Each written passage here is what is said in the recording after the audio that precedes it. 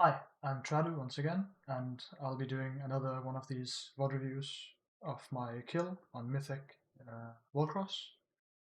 So the first thing, just like the other times that I'll be doing, is going through the talents and then through the fight. So for the talents, I played Flay single target. You can play Mind Spec single target, it doesn't really matter. But just play single target, there's nothing to Shadow Crash, so don't even worry about it. On the class side, again, just tanky stuff. One thing you probably want to do really is play Angel's Mercy.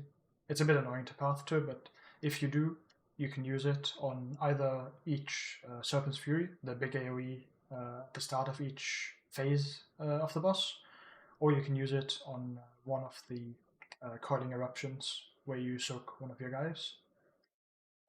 I'll get back to that in a second. So, trinkets, just like the other bosses, I'm being boring, just playing Branch and Eltharion trinket. I don't want to try anything spicy. These are simple bosses where we just need to make it to the end and then we win. So yeah, let's go. On pull, the first thing that happens is just that he does his big AoE. You do your opener. A couple seconds in here, the flames happen. Healers just heal you. There's nothing you really need to worry about. If you feel like it, you can Vampiric Embrace. I'm pretty sure I just randomly press it for other things, but you can. The first one particularly, there's no reason to press it, because Bloodlust is going, you're getting healed anyway. So for these circles, you obviously want to step out and only group back up with your team once it's in this meteor form where they need to soak it. You get 3 of these circles in each phase of the fight. So what you can do is you can fade 1 and 3, and in the middle one you have either nothing, or if you play Angel's Mercy, you can Desperate Prayer that one, just for safety. Another thing, as I said, the fight is just about living. So one thing you'll notice me doing even more than I usually do, and I already do it a lot, is just Power Word Shield for safety. Like anytime I need to move, basically, I press Power Word Shield, because it's a good button. It heals you a lot. Well, it heals you a tiny bit because of Crystalline Reflection, and it shields you for a lot. So it's just a lot of safety. On this fight, it was my highest healing done spell, above Vampiric Touch, Devouring Plague, the Absorb from those, that kind of thing, just because I press it constantly. Here you can see I'm being an idiot and cornering myself. You don't want to do that. Just should have moved over with the Warlock. But I wanted to make sure he had space and didn't feel like I was pushing him anywhere.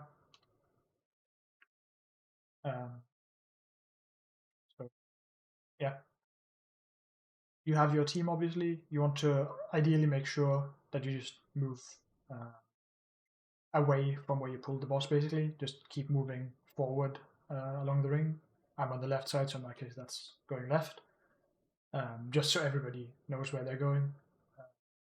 The only exception was that on one of the earliest slams, just before the first group soak, the like big knockaway soak, not these ones, the tentacle was like really far away. So on that one, it made sense to go on the inner side next to the fire. But generally, just keep moving along. There's no reason to like corner yourself next to the fire. The other thing to note is the volcanic disgorge. You don't want to Void Torrent doing that, because you might get unlucky, like on Igira during her intermission, and you might just get a swirly on you and be really sad that you need to cancel Void Torrent. I think I end up doing that a couple times. Not necessarily just because of that, but I end up cancelling a few Void Torrents slightly early, which is obviously bad. Another thing that I mess up on the kill, I think twice, is I let Vampiric Touch drop, because I just delay my refresh for too long for absolutely no reason, and then I end up moving for a while. So just make sure you actually cast Vampiric Touch and don't let it drop. I ended up having higher Devouring Plague uptime than Vampiric Touch, I believe, which should never happen. Like, both should be basically 100%, but Vampiric Touch should be 100%er than Devouring Plague.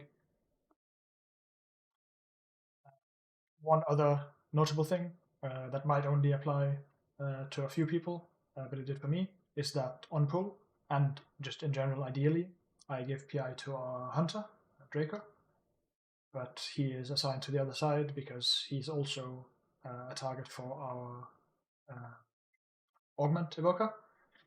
So he goes on the right side, and that means he's not in range for the second PI of the fight at like 205 or whatever that ends up being. So in my case, I just end up putting it on our red paladin because he has something going at that point at least. The warlocks are playing 1.5 minute tyrants, from what I understood from just quickly asking them. So it did make sense to PI those. So I just put it on the red in the middle of the fight and then back on Draco at the end. Like you see a bit.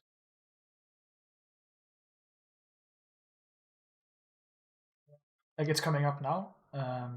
End up holding it a tiny little bit just to make sure I get back in range of Draco. And then as soon as he's in range, I slam my CDs.